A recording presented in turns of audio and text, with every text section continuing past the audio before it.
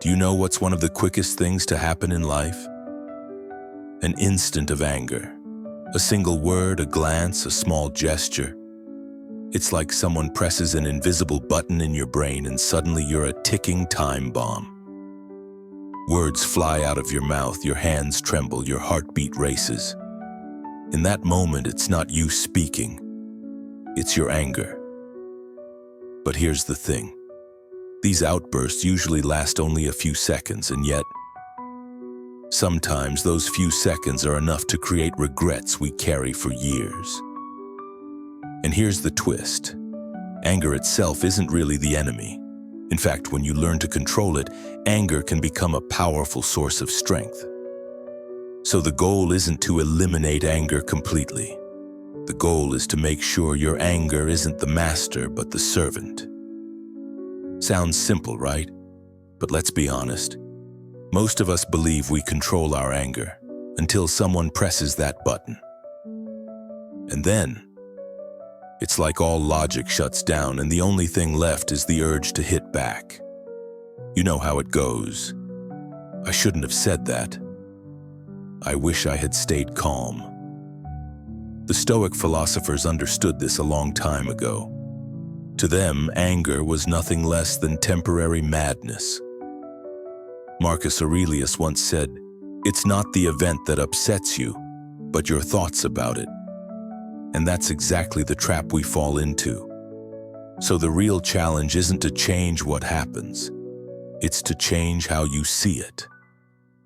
Today, I'm going to show you how anger is triggered, what you can do in those explosive moments, and how Stoic philosophy has been teaching us to master it for thousands of years. We'll break it down into 5 steps. First, we'll uncover the root of anger. Then we'll talk about the crucial pause, the moment before you react. After that, we'll explore how the ego fuels anger. Next, we'll see how understanding the impermanence of life can calm us down. And finally, we'll learn how to transform anger into energy. This isn't going to be a lecture, it'll be a conversation. And by the end, you might realize something you've never noticed before. Your anger isn't your enemy. Handled the right way, it can become one of your strongest allies. Anger. From the outside, it looks like such a simple emotion. Someone insults you, cheats you, treats you unfairly, and then you get angry. It's natural, we say. Everyone gets angry. But the Stoics would disagree. They believed it's not the event itself that makes you angry. It's the meaning you attach to it. Marcus Aurelius has a famous quote. "It's not the event that disturbs you, but your judgment about it." Think about it. You're walking down the street and someone bumps into your shoulder. If you think, "He did that on purpose, he disrespected me," suddenly the fire of anger rises inside you. But if you tell yourself, "He must have been distracted, didn't even notice," there's no fire at all. Same event, different story, different feeling. And this isn't just theory, the Stoics lived it. Take Epictetus, for example. He was born a slave. One day his master, in a fit of rage, twisted his leg so hard that it snapped. Epictetus, in unbearable pain, said calmly, "I warned you, you'd break my leg." And when it broke, he simply added, "See, I told you." Think about that for a moment. You're a slave. You're in agony. Someone just harmed you, and yet you observe instead of exploding. To Epictetus, the pain didn't come from the man's action, but from attaching meaning to it, calling it humiliation or injustice. If you remove that meaning, anger loses its grip on you. Another example, Marcus Aurelius himself, the most powerful man in the world at the time, the Emperor of Rome. One day, during a heated debate in the palace, a nobleman accused him falsely, trying to humiliate him in front of others. Now imagine being in his place. With his authority, he could have silenced the man instantly. One word, and it's over. But Marcus simply paused, took a deep breath and said, "My brother, you say these things because you believe they are true, and I remain silent because I believe otherwise." The argument ended there. Marcus knew that surrendering to anger would only shrink him, not his opponent. And then there's Seneca, wealthy, powerful, influential. When betrayed by a close friend, he wrote in one of his letters, "It was not the betrayal itself that harmed me. It was the meaning I gave to it." Do you see the pattern? Over and over, the Stoics teach us the same truth. At the root of anger is not the event, but your interpretation. And your interpretation belongs to you. Which means the root of anger is in your hands. So what does this awareness give us? First, in moments of anger, you can pause and ask, why am I upset right now? Is it really the event or my thoughts about it? Second, it shows you that anger isn't an automatic reflex, it's a choice. One you make even if it feels unconscious. Of course, this isn't something you master overnight.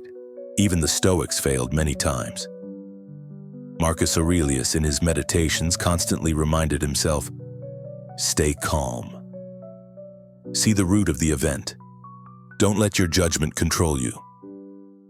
So here's the first practical exercise we can try. In the heat of anger, visualize a stop sign in your mind.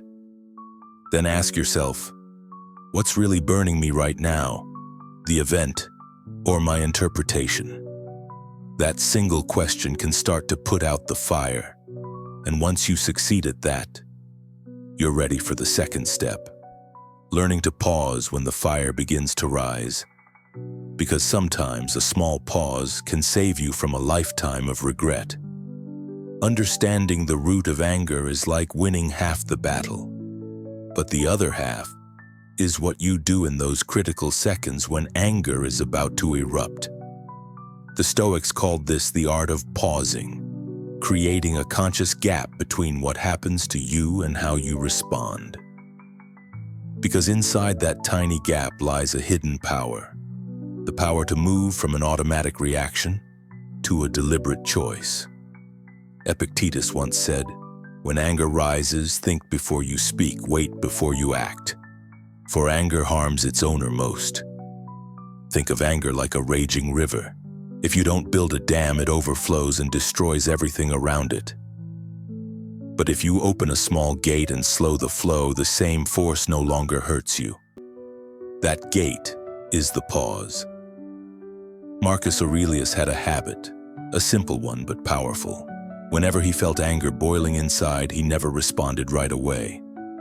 In his journal, he writes, "When words are spoken to you, do not answer at once. Let time pass, and their weight will lessen." By waiting, Marcus gave himself and the other person a chance to calm down. Because he understood a painful truth. The words you speak in the heat of the moment are often the ones you regret the most. Seneca, on the other hand, offered another strategy. In one of his letters, he wrote, "The moment anger is strongest, you are at your weakest." In that moment, it is easier to leave the place than to leave the words unsaid. Think about how this translates into daily life. When an argument is about to explode, step into the kitchen and get a glass of water. When you're about to send an angry text, put the phone in your pocket and walk away. These small actions create space, and in that space, anger loses its grip. So how do we create this pause? The Stoics and modern psychology give us 3 simple techniques. 1. The breathing technique. When anger rises, take a slow breath through your nose, count to 4, then breathe out gently through your mouth for 6 seconds. This tells your nervous system, the danger has passed. Your brain begins to shift from reactive mode to rational mode. 2. Mental detachment. Imagine stepping outside of the moment as if you're watching yourself in a movie scene. When you create even a small distance between you and the event, the emotional pressure begins to fade. 3.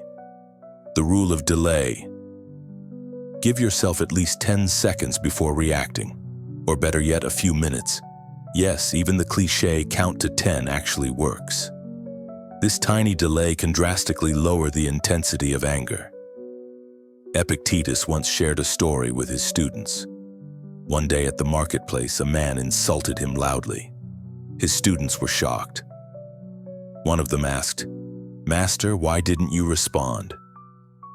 Epictetus smiled and replied, "If someone gives you a gift but you refuse to accept it, who does the gift belong to?"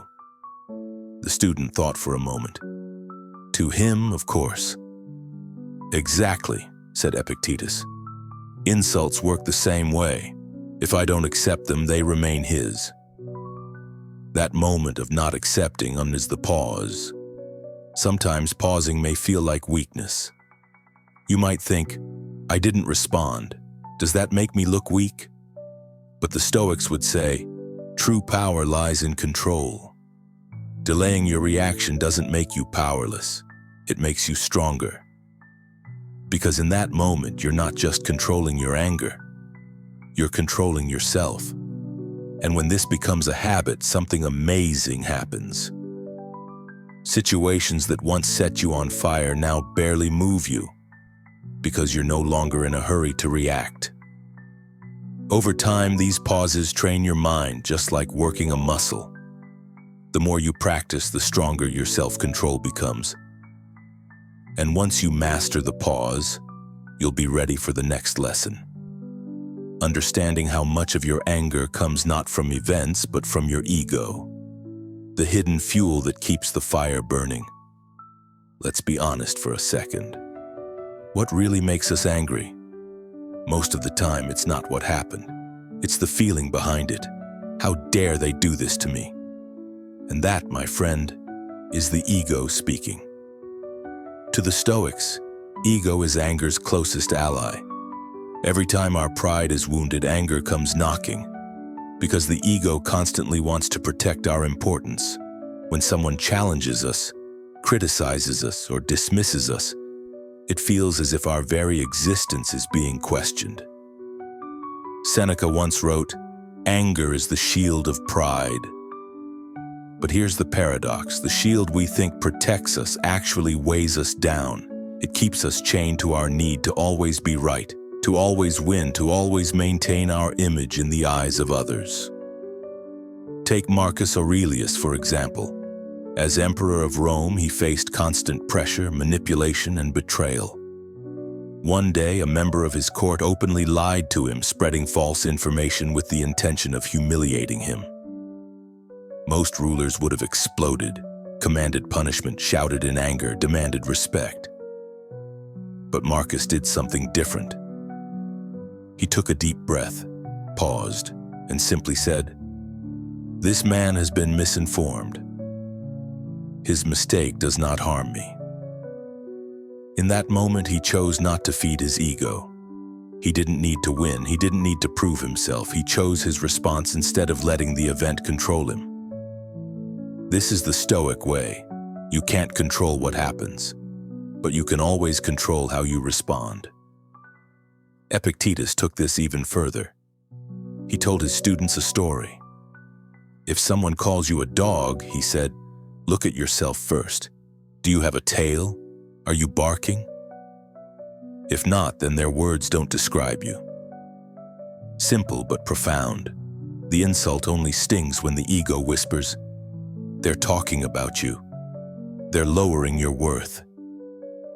But if you refuse to wear that label, the words lose their power. Ego acts like fuel for anger. It takes small events and turns them into personal attacks. Think about road rage. Someone cuts in front of you. Objectively, it's just a car changing lanes. But the ego translates it into, they disrespected me. They think I don't matter. And just like that, the fire starts burning. The Stoics taught a simple truth. If you tie your self-worth to other people's actions, anger will always be waiting at your door. But if your value comes from within, then no one has the power to shake you. Seneca gave his students this advice. Don't fight with those who insult you, for they're trying to drag you down to their level. If you engage, you've already joined them. This isn't weakness. This is mastery. It's choosing to follow your reason instead of your ego. So how do we tame the ego? The Stoics practiced 3 simple methods. 1. Daily reminders. Marcus Aurelius began each morning by telling himself, "Today I will meet people who are ungrateful, arrogant, deceitful, and rude. But this is their nature. I cannot be surprised by it." By expecting imperfection, his ego stayed calm when it arrived. 2. Self-observation. Epictetus advised asking yourself, "Am I truly wronged here? Or is it just my pride that's hurt?" More often than not, you'll realize it's the ego, not the injustice. 3. The shrinking technique. Learn to shrink insults instead of enlarging them. When someone criticizes you, remind yourself, "It's just words. My body is intact. My life is untouched. How much harm can words really do?" Ego is the first key that unlocks the door to anger. But here's the beauty. You control the lock. When your sense of worth is no longer chained to what others say or do, the very roots of anger begin to wither. And this leads to one of the Stoics' most powerful tools, remembering the impermanence of life. Because when you zoom out and see the bigger picture, you realize most of the things that make us furious today won't even matter tomorrow. Life may have knocked you down countless times. Maybe the friends you trusted turned their backs on you. Maybe the person you loved, the one who said, "I'll never leave," walked away. Maybe all your effort, patience, and hard work were ignored. And in those moments, a voice inside whispers, "It's over." But know this, the real ending only comes when you give up. The darkness within your heart can sometimes rage louder than the storm outside. When you think your losses have broken you, in reality they are rebuilding you. Because every downfall is the beginning of a new rise. Close your eyes and keep walking through the darkness. Because the darkest hour of the night comes just before dawn. The greatest philosophers and warriors all say the same thing. Victory is born from those who have lost the most. You may have fallen, but you're still breathing. That means you're still in the game. That means you can start again. Your scars don't make you weak, they make you strong. Every scar is proof of one thing. You survived. Sometimes life shakes you hard, just so you'll remember who you are. Sometimes it closes every door, so you'll stop walking the old paths. And sometimes it makes you lose everything, so you can finally see how little you actually need. The pain you feel today will become the strength you hold tomorrow. Ask yourself, what brought me here? Betrayal, loss, broken dreams. But that's not the real issue. The real question is, what will you do next? Because what defines you is not what happens to you, it's how you respond. Sometimes life brings you to a point where you know nothing will ever be the same. At that moment, you have 2 choices. Stay chained to the past, or break free and open a new page. Remember this, no storm lasts forever. Every night has its morning, every winter has its spring. Maybe today you feel weak. Maybe you think you don't have the strength to rise again. But never forget this. Power grows the most in hard times, and you are much stronger than you think. Just don't give up, because the moment you quit, your story ends. But as long as you keep going, every single day adds a new page to your story. Maybe all you need right now isn't a giant leap, just one small step, then another and another. One day you'll look back and say, "I'm glad I never gave up." Remember this, true courage isn't never falling. True courage is rising every single time you fall. And every time you rise, you'll be stronger than before. Because real strength doesn't live in your muscles. It lives deep within your soul. Today, I just want to tell you one thing. No matter what happens, don't leave your story unfinished. Because the best chapters always come after the toughest pages. Anger often seems like one of the darkest emotions in our lives. Our hearts race, our breath quickens, our hands tremble. This fire that builds inside us when it explodes uncontrollably leaves behind regret and destruction. But the same fire, when properly directed, can become a power that transforms your life. Once I used to see anger only as a destructive enemy. A feeling that devoured me, made me say the wrong words, and burned bridges. Until an old sage asked me this question. Do you want to extinguish this fire, or do you want to light your path with it? That day I realized the point isn't to eliminate anger. It's about controlling it, shaping it. Because anger is energy, and energy, when directed, becomes the fuel for your dreams. Think about it. An athlete pushes their body to the limits to break a record. Inside, there is anger. An artist channels injustice into their canvas. The brush moves with anger. A leader defends their people against unfairness. The anger in their heart keeps them standing. Anger is the first spark that drives you into action. But this spark, is it used to grow the fire or to burn you? That choice is yours. When I started applying this in my own life, the change was immediate. I no longer shouted, broke, or destroyed when I got angry. I took a deep breath and asked myself, okay, how can I use this energy? Insults directed at me during an argument became not personal attacks, but opportunities to become better. In moments of failure, I used anger as fuel to work harder. Of course, it wasn't easy. Sometimes anger comes so powerfully that it overwhelms you instead of being controlled. But that's precisely when training your mind comes into play. Making it a habit to pause and think for 3 seconds before every outburst. Those 3 seconds can save your life. Marcus Aurelius says, "The best response to anger is to do nothing that would justify it." This doesn't mean staying passive. On the contrary, it means giving the strongest response, calmly and consciously. True power lies in being the master of your own emotions. Sometimes people around you try to provoke you. They want you to lose control with anger. But when you remain calm, you break their game. And this is not just a victory. It's preserving your own dignity. Turning anger into energy reflects across every part of your life. In your work, you don't give up in the face of obstacles.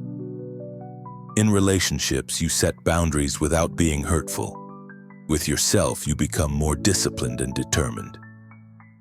Remember, anger is not an enemy to be eliminated. It is a force to be directed. Suppressing it quietly corrodes you. Unleashing it leads to uncontrolled destruction. But consciously transforming it, that strengthens you. One day, that familiar anger surged inside me again. I had been treated unfairly, my pride hurt. The old me would have exploded, but this time I paused, took a deep breath, and said, okay, I'll use this energy for something better. That day, I channeled my anger into a project. I worked for hours without tiring. What came out in the end not only gave me pride, but also proved this. Anger, when properly directed, is not a curse. It is a gift. You can experience this in your own life. Next time anger knocks at your door, treat it not like an enemy, but a guest. Offer it a place to sit, but never give it control of your home. Because in your hands, that fire can illuminate both your world and yourself. Here we arrive at the final point. Anger is a part of life. None of us can escape it. But the secret lies in how we manage it. Today, we explored understanding its roots, taking a pause before impulsive outbursts, recognizing the ego, remembering life's impermanence, and transforming anger into energy. These are not just theories, they are real methods applied by Stoic philosophers who observed humanity for thousands of years. Marcus Aurelius, Epictetus, Seneca. They all deliver the same message. If anger controls you, you lose, but if you guide it consciously, you win. Now looking back, think about the moments of anger in your life. How many times did you manage to pause before exploding? How many times did a feeling triggered by your ego throw you off course? And how many times, if you had transformed your anger into productive energy, could you have benefited both yourself and those around you? This doesn't happen overnight. It's a journey.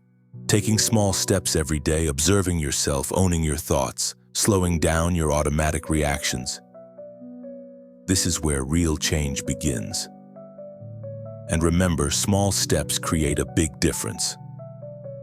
Next time anger knocks at your door, don't treat it like an enemy.